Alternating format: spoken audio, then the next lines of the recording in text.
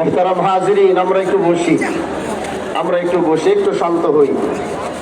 মাঠের আশেপাশে অনেক মানুষ হয়তো গরমে কষ্ট হচ্ছে, তাদেরকে অনুরোধ করব, আপনাদের কষ্ট তো সব সময় হয় না, মাঝে মাঝে একটু কষ্ট দেওয়া হয়। এজন্য আজ এই গরমে যদি একটু কষ্ট হয়, আপনারা আশেপাশ থেকে প্রচুর মানুষ আশেপাশে রয়েছেন, তারা অবশ্যই মাঠে উপস্থিত হবেন। লম্বা দীর্ঘ কথা বলার জন্য দাঁড়িয়েছে এক সত্য বলার জন্যে, যে সত্য বলার জন্য এই দেশের মানুষ আমাদেরকে প্রতিনিধিত্ব করার জন্য জাতীয় সংসদে পাঠিয়েছে। আমরা বলেছিলাম আমরা ইনসাফ প্রতিষ্ঠা করব, আমরা বলেছিলাম আমরা ন্যায় প্রতিষ্ঠা করব।